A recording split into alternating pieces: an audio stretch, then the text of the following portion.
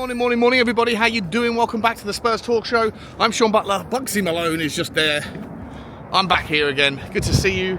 Hope you're all happy and healthy, doing the things you love. Please do me a favour, guys. Smash the like button for me on the video if you enjoy the content. It really helps the channel grow. Hit the subscribe button if you haven't already, and even if you have, double check that you still are. Hashtag YouTube shenanigans. Hit the notification bell and drop a comment. Let me know your thoughts on today's transfer news, views and clues update. Two stories today, guys. Two new names for you on this channel. Interesting stories. And I'll be honest, straight off the bat, one of them I haven't heard of. And I don't really have access. Something's wrong with Y-Scout, so I can't really get in and find out too much about this kid. He's a 17-year-old in Argentina. But there is a link to the story, the first name, which is slightly better known, although still a relatively newcomer onto the Benfica footballing scene. And we're going to talk about both of them and see if we can make sense of it with each other. Let's start off with Benfica, left-footed, left-sided centre-back, Morato. Links that actually started randomly, I believe, with that Fajacious, and they've come to be known for me as just a complete clickbait. So I didn't first give it much credibility. However, over the weekend, that story that they put out has been corroborated by loads of other places around Europe. And now it's sneaking its way. It's not sneaking in, it's finding its way quite open-guardedly into mainstream. The Times and the Mirror and the Express, these sorts of these outlets are also talking about it. Doesn't necessarily mean that it's true, but they're all saying that Tottenham have sent scouts over 4 or 5 times to Benfica this season to watch Morato. Now, it's a bit disappointing because for me, if we're going to get a centre-back from Benfica, you'd rather go for Silva. He's the next best thing since sliced bread, and massive fan of him. But apparently the reports are saying that we're looking at Morato. But Morato this season is a youngster for what it's worth. He's valued at about 30 million euros. However, he's got a release clause of 100 million euros. But if it's true that Tottenham are after him, then according to all these reports, Benfica won't put up too much of a fight because they haven't really even used him this season as a left-footed, left-sided centre-back. He's being shoehorned into a left-back role, which I'm not sure whether Tottenham are looking at this guy as a utility player, as someone who plays back up to Van der Ven, and if somebody plays back up to Udogie. But at the moment, he's being played more as a left back. And last season, when he was playing more for the under-23s, I think it is for Benfica, he was playing more as left-footed, left-sided centre-back. Now, his stats kind of are a little bit muddled as a consequence. They look really good, but if you go onto FBrefs, and I'll put them up for you so you can see them, you'll see the best parts of his game are his ball playing statistics, his progressive runs, his progressive carries, his progressive passes received, his passing accuracy, his dribbling attempts, all of these things, which if you're comparing them to centre-backs, but he's doing them as a left back, then you can understand why he would be looking like he's in the 85th, 88th, 90th, 92nd percentile for some of these things.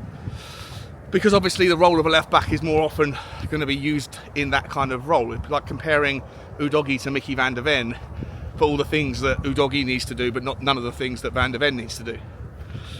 Look, so I don't know what to make of it.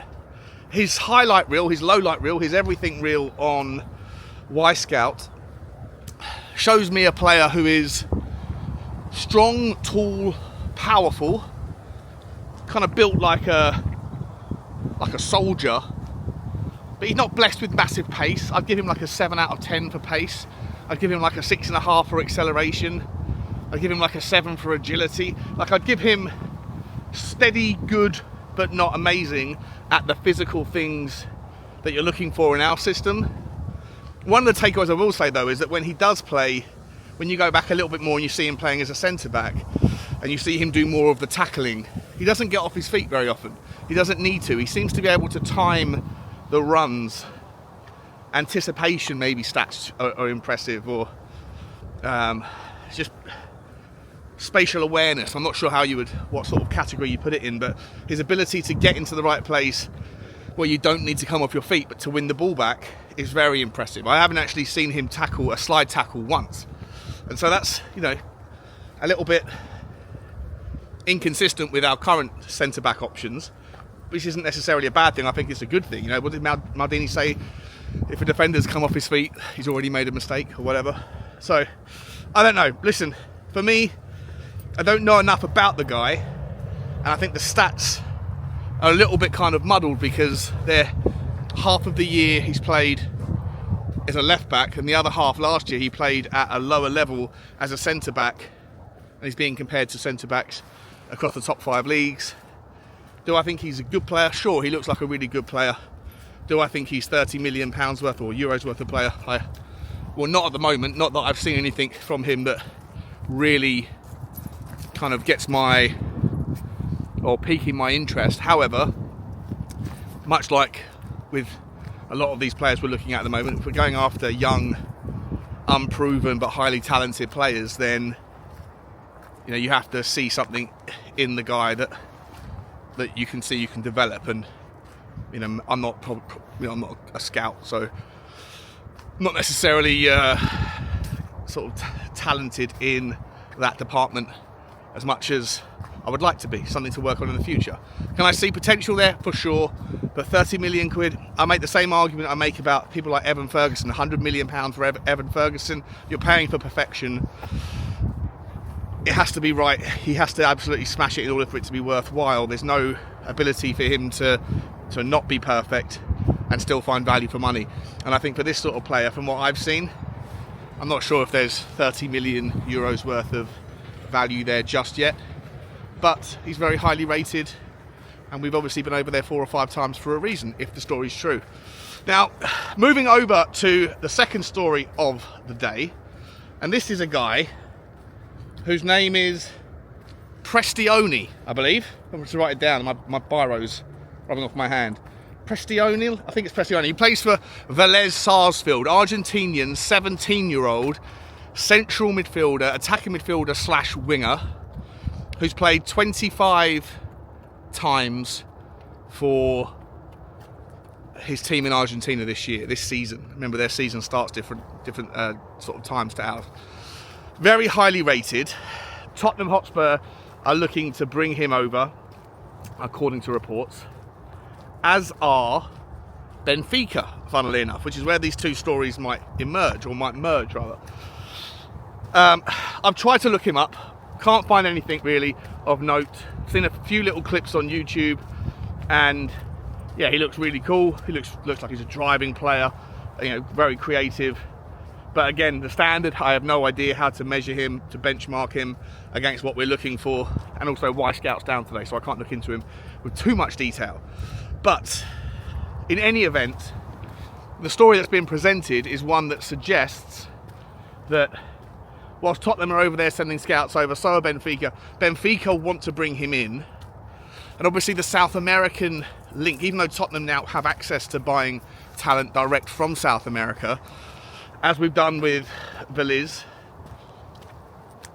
it doesn't necessarily prove that they're ready yet. I don't think we can say that Alejo Vélez might be a brilliant player in the future, but I don't think he's ready for the English Premier League just yet. And I think that this Prestioni.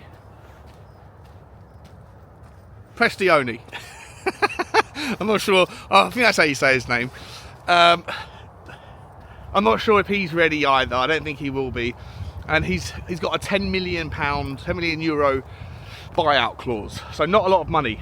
But the rumours are from his agent that he wants to go the traditional route and move from South America into a Spanish, Portuguese speaking country first to get himself acclimated and then come across. The sort of traditional format before the Brexit rules changed.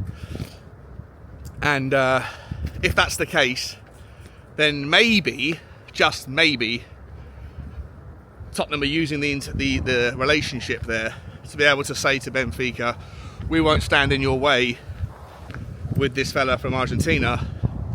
if you give us preferential rates or first dibs, first dabs on Morata.